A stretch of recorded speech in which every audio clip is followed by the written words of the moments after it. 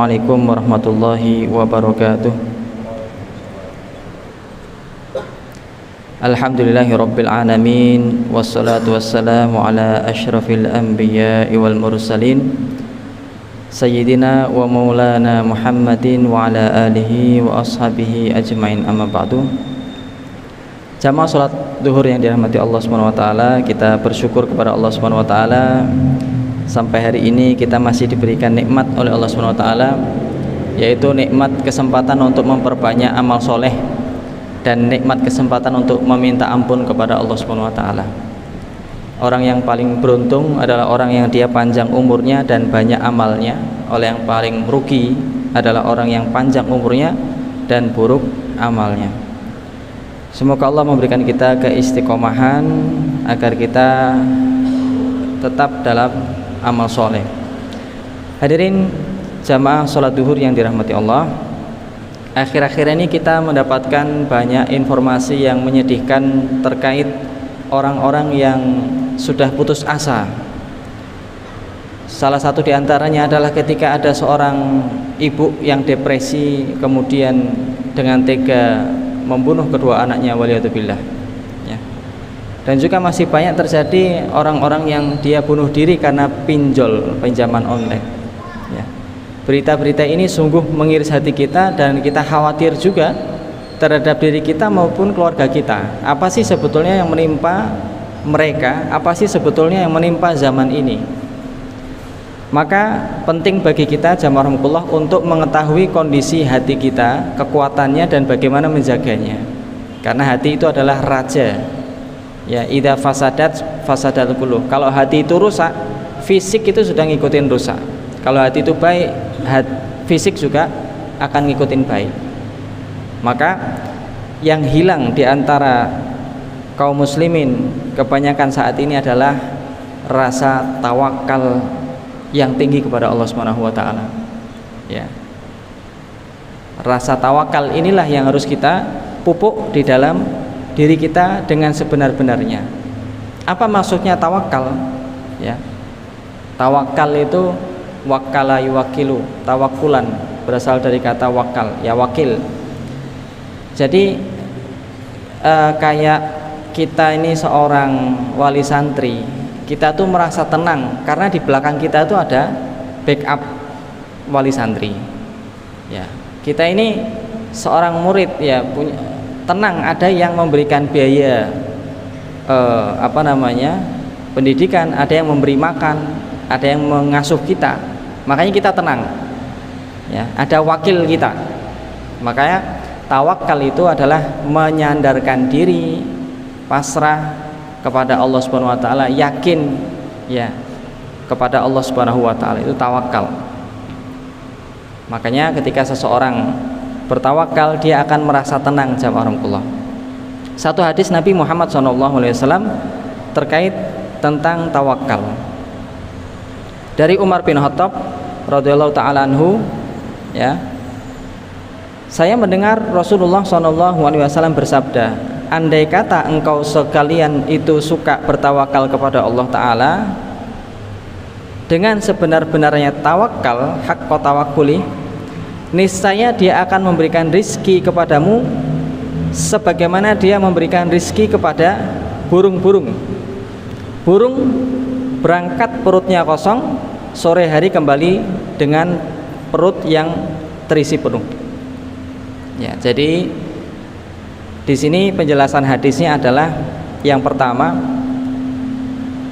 orang yang tawakal, yakin kepada Allah, yang pasrah kepada Allah, pokoknya saya tenang, ada Allah di belakang saya, itu pasti rezekinya dijamin. Pasti rezekinya dijamin oleh Allah Subhanahu wa taala. Tidak ada keraguan. Janji Allah pasti terlaksana. Ya, pasti dipenuhi. Nah, maka ini janji Allah taala. Ya. Bahkan di dalam ayat yang lain Allah taala menyampaikan, "Wa may yatawakkal 'alallah fahuwa hasbuh." Siapapun yang bertawakal kepada Allah, dia akan terasa cukup dan benar-benar cukup hidupnya. Cukup ini sesuatu yang sulit didapatkan jamaah rahmatullah. Sulit didapatkan. Kenyataannya banyak orang yang kaya ataupun mohon maaf pejabat sudah kendaraannya mewah tapi ternyata masih merasa kurang. Dia harus ambil korupsi, dia harus ambil suap, harus ambil ini dan itu.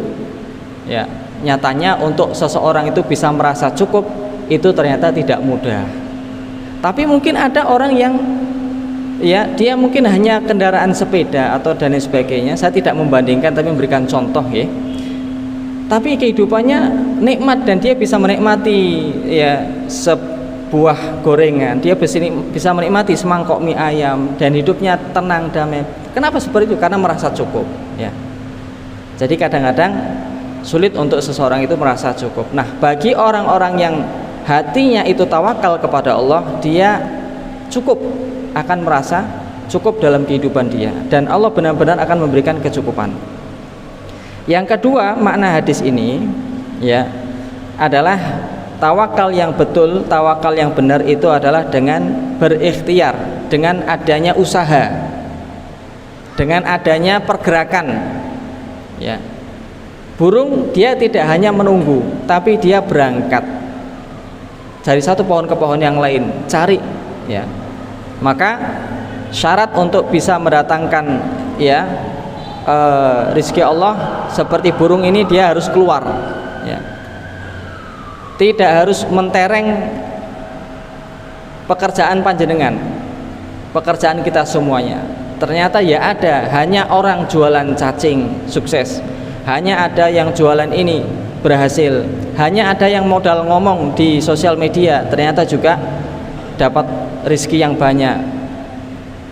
Atau seringkali kita berusaha suatu hal tapi yang datang bukan uang, kesehatan buat keluarga kita, anak-anak yang mudah diatur ya, istri yang solihah, orang tua yang sehat walafiat sampai usia sepuh. Jadi banyak hal yang bisa kita lihat jamaahullah, bahwasanya orang yang bertawakal itu mendapatkan rezeki dari Allah Subhanahu wa taala yang sangat banyak ya. Nah, maka dari itu jamaahullah kita harus melatih diri kita, hati kita agar tawakal itu benar-benar tumbuh di dalam diri kita, agar perasaan yakin kepada Allah itu benar-benar kuat di dalam diri kita, tidak hanya sekedar formalitas di lisan saja. Seperti yakinnya Nabi Muhammad SAW dicontohkan dalam hadis yang lain, bahwasanya ya suatu ketika Nabi itu pulang dari perang pengepungan benteng Khaybar. Beliau pulang dari benteng Khaybar, mengepung di sana selama berbulan-bulan.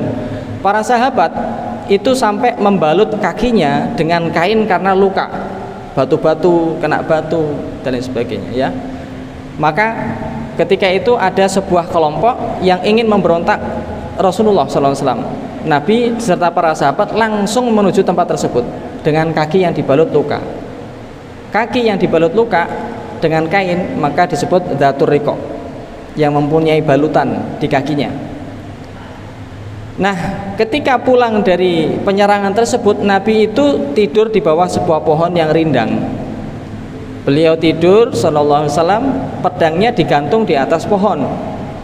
Pas beliau bangun, tiba-tiba di hadapannya sudah ada laki-laki dan pedangnya sudah berada di hadapan Nabi sallallahu alaihi wasallam. Tinggal ditusuk itu sudah kena.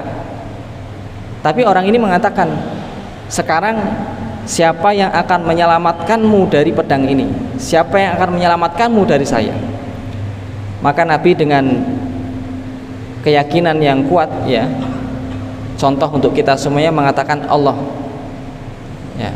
Orang ini sedikit bergetar, siapa yang bisa menyelamatkanmu sekarang dari pedang saya, dari kematian ya? Dijawab Allah ya. Kita kalau posisi seperti itu bagaimana jawab Allah? Apakah kita bisa seperti beliau yakinnya ya? Siapa yang bisa menyelamatkanmu dari hutang-hutang yang banyak? Allah. Siapa yang bisa menyelamatkanmu dari sakit yang mematikan ini? Allah. Siapa yang bisa menyelamatkanmu dari bencana alam yang dahsyat ini? Allah. Siapa yang bisa menyelamatkanmu dari anak-anak yang masa depannya tidak terjamin ini, nggak ada uang, nggak ada pendidikan yang bisa kita untuk masukkan karena mahal semua? Allah Subhanahu wa taala. Jadi Siapa yang bisa mendatangkan jodoh ini? Allah Subhanahu wa taala. Siapa yang bisa mendatangkan anak? Allah Subhanahu wa taala. Maka keyakinan inilah yang perlu kita miliki jamaah Allah, keyakinan yang kuat bahwasanya Allah itu mengatur segala sesuatu dan pasti kita akan diberikan rezeki, pasti akan ditolong. Ya. Akhirnya orang tersebut bergetar tangannya dan jatuh pedangnya itu. Sekarang gantian Nabi SAW mengambil pedangnya, ditodongkan kepada orang itu. Sekarang siapa yang mau menolongmu? Ya. Saya tidak punya. Ya, orang ini nggak punya keyakinan. Saya minta ampun. Akhirnya diampuni dan orang itu pergi. Ya. Hadis riwayat muttafaqun alaih.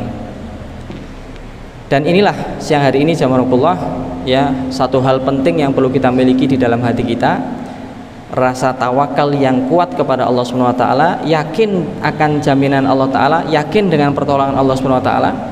Ya, kita contoh di warga di Palestina, yakinnya mereka sudah sedemikian hancur tapi masih mereka mengatakan ya Allah pasti akan menolong mereka.